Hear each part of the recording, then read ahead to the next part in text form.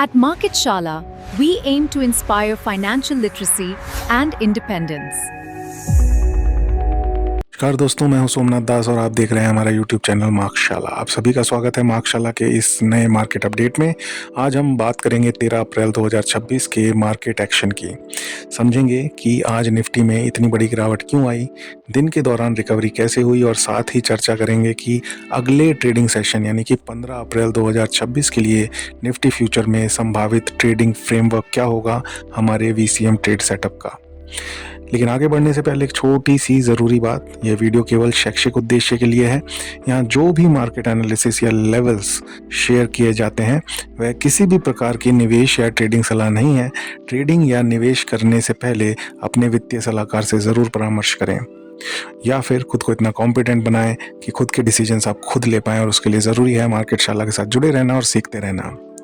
अब चलते हैं आज के मार्केट के ऊपर कि किस तरीके से आज का इंट्राडे ट्रेड सेटअप, जो VCM ट्रेड सेटअप है हमारा, उस पर इंट्राडे ट्रेड किस तरीके से बनी और बनी तो क्या परफॉर्मेंस उनकी रही और क्या उससे हमें सीखने को मिलता है। अगर हम निफ्टी फ्यूचर का 5 मिनट का इंट्राडे चार्ट देखें तो आज का सबसे बड़ा मूव था 356 पॉइंट्स का गैप डाउन ओपनिंग, यानी मार्केट काफ़ी नीचे खुला और हमारा जो वैक्यूम रेंज सेटअप था उसके लोअर बैंड से भी काफ़ी नीचे जाकर के ओपनिंग हुई। ओपनिंग के पहले ही 5 मिनट में निफ्टी फ्यूचर ने जो सपोर्ट 1 लेवल था उसके पास जाकर के उसको भी ब्रेक किया। इतनी तेज गिरावट के बाद उसी समय शॉर्ट साइड में ट्रेड लेना एक हाई प्रोबेबिलिटी ट्रेड नहीं बनता था, इसलिए थोड़ा धैर्य रखना ज़रूरी था और वेट करना था कि किसी भी तरीके से अगर हमारा वैक्यूम रेंज का लोअर बैंड दोबारा से रीटेस्ट हो सकता है कि नहीं। हालांकि उसके चांसेस बहुत कम थे क्योंकि वो फर्स्ट सपोर्ट को भी हिट करके उसको भी ब्रीच कर चुका था और वहाँ पे स्ट्रगल कर रहा था क्योंकि वहाँ पे सपोर्ट जो है बहुत स्ट्रेंथ के साथ खड़ा हुआ था। लेकिन जैसा अक्सर ऐसे हालात में होता है, मार्केट ने सपोर्ट के आसपास सेलिंग प्रेशर को एब्जॉर्ब किया और धीरे धीरे वहाँ से रिकवरी दिखानी शुरू करी। यह रिकवरी निफ्टी फ्यूचर को वापस लेकर के आई वैक्यूम रेंज के लोअर बैंड यानी कि 23,837 के लेवल के आसपास। यहीं पर प्रोबेबिलिटी के आधार पर एक शॉर्ट साइड का मोमेंटम ट्रेड लिया गया क्योंकि उम्मीद थी कि इस लेवल के पास सप्लाई देखने को मिल सकती है। लेकिन मार्केट का मूड आज कुछ और ही था दोस्तों। यहाँ से सप्लाई आने के बजाय मार्केट में और रिकवरी देखने को मिली और हमारा 50 पॉइंट्स का जो स्टॉप लॉस था उस रिकवरी के चलते हिट हुआ। अब लगातार सेकेंड डे जो है हमारे VCM ट्रेड सेटअप पर इंट्राडे में स्टॉप लॉस हिट हुआ है। देखिए, स्टॉप लॉस हिट होना कई ट्रेडर्स के लिए थोड़ा सा जो है, जो नए ट्रेडर्स हैं उनको थोड़ा जो है डिफ़िकल्टी होता है कि लॉस लेना एक अपने आप में बहुत कठिन काम है दोस्तों, और ये जिसने सीख लिया वो ही ट्रेडर है। लेकिन यहाँ सबसे ज़रूरी चीज़ है रिस्क मैनेजमेंट करना। समझ रहे हैं आप? अगर 50 पॉइंट का स्टॉप लॉस नहीं लेंगे तो क्या होगा, हो सकता है वो लॉस आपका बढ़ के 100 पॉइंट्स का हो जाए या उससे भी ज़्यादा हो जाए। तो यही कारण है कि प्रोफेशनल ट्रेडिंग में सबसे पहले जो ध्यान दिया जाता है वो कैपिटल प्रोटेक्शन और डिसिप्लिन के ऊपर दिया जाता है, क्योंकि कैपिटल बची रहेगी तो अगले दिन आप मार्केट में आकर के अगला ट्रेड ले पाएंगे। कैपिटल अगर नहीं बचेगी तो फिर आप कुछ भी कर लीजिए, ट्रेड लेने के लिए तो आपको कैपिटल चाहिए ही है। चलिए, तो ये था आज का ट्रेड परफॉर्मेंस। अब बात करते हैं आज के मार्केट के पूरे एक्शन की कि पूरा मार्केट आज किस तरीके से जो है आगे बढ़ा। आज सुबह मार्केट में जो बड़ी गिरावट आई उसका मुख्य कारण था ग्लोबल जियोपॉलिटिकल तनाव। खास तौर पर अमेरिका और ईरान के बीच बढ़ते तनाव की खबरों ने ग्लोबल मार्केट्स में डर का माहौल बना रखा है। काफ़ी दिनों से बना रखा है। अभी जो है सीज फायर की कुछ खबरें आई थी तो थोड़ा मार्केट में रिकवरी दिखाई दी, लेकिन वो डिस्कशन भी जो है एकदम ठंडे बस्ते में चला गया है, आप सबको पता ही होगा। उसके चलते जो है मार्केट को ये रिएक्शन देना ही था। निफ्टी 50 एक समय लगभग 500 पॉइंट से भी ज़्यादा नीचे ट्रेड कर रहा था, लेकिन दिन के दौरान निचले स्तरों से खरीदारी देखने को मिली और आखिर में निफ्टी 207 पॉइंट की गिरावट के साथ बंद हुआ। लगभग 300-350 पॉइंट की रिकवरी मार्केट में निचले लेवल से देखने को मिली। तो टेक्निकल चार्ट पे कुछ पॉजिटिव संकेत दिख रहे हैं। पहली चीज़ जो दिख रही है वो ये है कि जो सपोर्ट 1 हमने वहाँ पे मेंशन किया हुआ था 23,782, उसके ऊपर आकर के निफ्टी जो स्पॉट का जो निफ्टी 50 का इंडेक्स है वो क्लोज हुआ है। ये एक पॉजिटिव चीज़ है। दूसरी महत्वपूर्ण बात यह है कि रिकवरी अगर आज आप देखें तो ये जो चार्ट पे आप देख पा रहे हैं, रिकवरी जो है 20 डेमा जिसकी हम बात करते हैं कि अब वो सपोर्ट है, एग्जैक्टली वहीं से आप देखेंगे रिकवरी आज होती हुई दिखाई दी।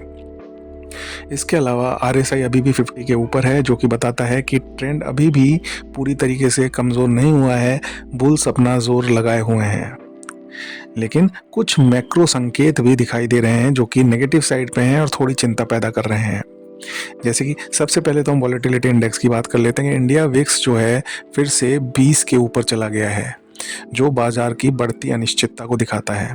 साथ ही भारतीय रुपया कमजोर होकर लगभग 93.31 प्रति डॉलर के आसपास ट्रेड करता हुआ नजर आ रहा है और ब्रेंट क्रूड ऑयल फिर से $100 के ऊपर जाकर लगभग $101 के आसपास ट्रेड करता हुआ दिखाई दे रहा है।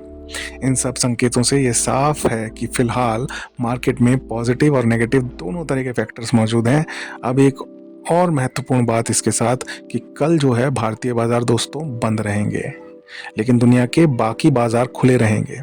इसका मतलब क्या हुआ? इसका मतलब ये हुआ कि 2 दिन के ग्लोबल मार्केट और जियोपॉलिटिकल रिएक्शन का असर हमें बुधवार को ओपनिंग में देखने को मिल सकता है। अगर उस हिसाब से देखें तो आज बुल्स ने मार्केट में रिकवरी ला करके एक बड़ी ही हिम्मत का काम किया है। इसको कहते हैं कि वो शायद आशावादी हैं, ऑप्टिमिस्ट हैं। अभी फिलहाल उनको लग रहा है कि चीज़ें सॉर्ट हो जाएंगी और बुधवार को एक स्ट्रेंथ के साथ दोबारा से जो है मार्केट में कारोबार होता हुआ दिखाई देगा। अगर ऑप्टिमिस्ट नहीं होते तो शायद अपनी पोजीशंस हल्की करके जाते, और हल्की नहीं भी करके जाते तो निचले स्तरों से रिकवरी नहीं आती। होना क्या है वो तो हमें बुधवार को ही देखने को मिलेगा। अगर ग्लोबल माहौल अच्छा रहा तो पॉजिटिव ओपनिंग मिल सकती है, और अगर तनाव बढ़ा तो वॉलेटिलिटी बनी रह सकती है। चलिए अब बात करते हैं सबसे महत्वपूर्ण सेक्शन की, और वो है हमारे वीसीएम ट्रेड सेटअप पर अगले ट्रेडिंग सेशन के दौरान किस तरीके से हमारा इंट्राडे ट्रेड हमें फ्रेम करना है और किस तरीके से किन कंडीशन में क्या हमारी ट्रेडिंग स्ट्रैटेजी होनी चाहिए, उस पर एक बार चर्चा कर लेते हैं। हमारा ट्रेडिंग अप्रोच हमेशा रूल बेस्ड और डिसिप्लिन्ड रहता है, और रूल्स को पढ़ने के लिए आप डिस्क्रिप्शन के अंदर जो है वीसीएम ट्रेड सेटअप का सारा रूल जो है टेक्स्ट फॉर्मेट में दिया हुआ है, उसको एक बार गो थ्रू जरूर करें। एक दिन में मैक्सिमम 2 से ज़्यादा ट्रेड्स हमें नहीं लेने हैं, और अगर पहली ट्रेड हमें टारगेट दे देती है तो उस दिन के लिए ट्रेडिंग बंद करना ही एक अच्छा निर्णय रहेगा, अगला ट्रेड ना लिया जाए। चलिए अब लेवल समझते हैं। तो सबसे पहले निफ्टी फ्यूचर पर अगर 24,099 से 23,837 के बीच ओपनिंग दिखाई देती है, यानी वैक्यूम रेंज के अंदर अगर निफ्टी फ्यूचर का ओपनिंग रहता है तो रेंज ट्रेड का सेटअप बनेगा, और इस स्थिति में अगर 24,099 को पहले हिट करता है तो वहां से हम शॉर्ट साइड का रेंज ट्रेड इनिशिएट करेंगे, और अगर निचला जो वैक्यूम रेंज का लोअर बैंड है यानी कि 23,837 अगर उसको हिट करता है तो वहां से हम लॉन्ग साइड का रेंज ट्रेड इनिशिएट करेंगे। दोनों ही केसेस में 50 पॉइंट का स्टॉप लॉस और मिनिमम 100 पॉइंट्स का टारगेट हम लेकर के चलेंगे दोस्तों। अगर निफ्टी फ्यूचर रेंज के बाहर यानी कि जो वैक्यूम रेंज है उसके बाहर ट्रेड करता हुआ नजर आता है तो फिर हमारे momentum trades long and short side के जो है एक्टिवेट होंगे। तो उस केस में क्या करना है, अगर निफ्टी फ्यूचर 24,099 के ऊपर डिसाइसिवली ट्रेड करता हुआ नजर आता है तो वहां से हम मोमेंटम का लॉन्ग साइड का ट्रेड इनिशिएट करेंगे, यानी कि लॉन्ग साइड का मोमेंटम ट्रेड इनिशिएट करेंगे 50 पॉइंट के स्टॉप लॉस और 100 पॉइंट्स के मिनिमम टारगेट के साथ। उस केस में पहला रेजिस्टेंस हमें देखने को मिलेगा 24,267 पर, और अगर 24,267 टूटता है तो फिर 24,396 पर हमें सेकेंड रेजिस्टेंस देखने को मिलेगा।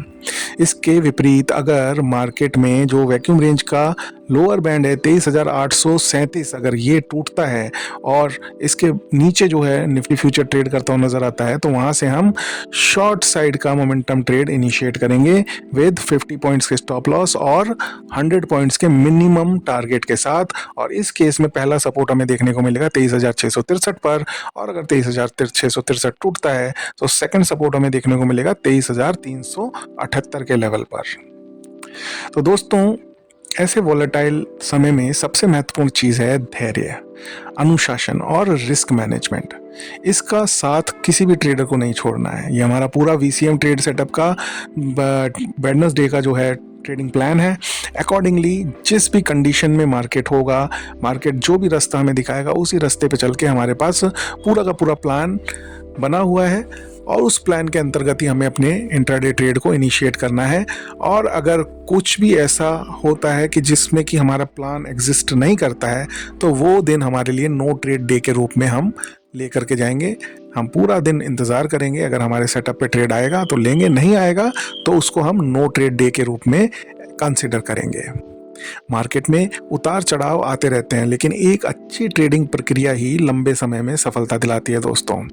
आपको जो ध्यान रखना है वो ये ध्यान रखना है कि आपका विनिंग रेट, आपकी डिजायर्ड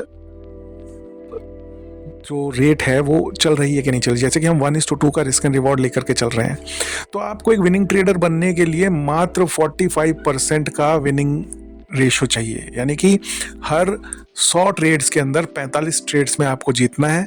बाकी भले ही आप 55 ट्रेड्स में हार जाओ, आप प्रॉफिटेबल रहोगे। जब तक ये विनिंग रेट आपके फेवर में है तब तक आप विनर हो, भले ही बैक टू बैक 4 दिन 5 दिन आपका स्टॉप लॉस हिट हो, कोई फर्क नहीं पड़ता उस चीज़ से। वीसीएम ट्रेड सेटअप का जो फैक्ट्स फिगर्स हैं, ये विनिंग रेट वगैरह की हम आपके साथ लेके आएंगे, उसका भी हमने रिकॉर्ड जो है मैप करना शुरू कर दिया है। और फिलहाल जो जब से हम आपके साथ जुड़े हैं वीसीएम ट्रेड सेटअप को लेकर के, इसका विनिंग रेट चल रहा है 70 to 75% से ऊपर, which is very good and very effective, जिसको हम बोल सकते हैं विनिंग रेट है ये। मैं नहीं कहता कि हमेशा 75 चलता रहेगा, 85 भी जा सकता है, लेकिन ये 60 भी आ सकता है। हमें तब तक जो है टेंशन नहीं लेना है जब तक ये 45% से ऊपर रहता है, क्योंकि हम 1:2 का strict risk and reward follow कर रहे हैं। राइट फ्रेंड्स, तो अगर ये वीडियो आपको उपयोगी लग रहा हो, आपको लर्निंग दे पा रहा हो, आपको ट्रेडिंग बिजनेस को समझने में हेल्पफुल हो रहा हो, तो इस वीडियो को लाइक करें दोस्तों, चैनल को सब्सक्राइब करें, अपने लाइक माइंडेड फ्रेंड्स के साथ इसे शेयर करें, बेल आइकन दबाएं, और हमारे मार्केट अपडेट्स आपके साथ ऐसे ही लगातार आते रहेंगे। जो कि एक छोटी सी कोशिश ये है कि ट्रेडिंग बिजनेस कोई रॉकेट साइंस नहीं है।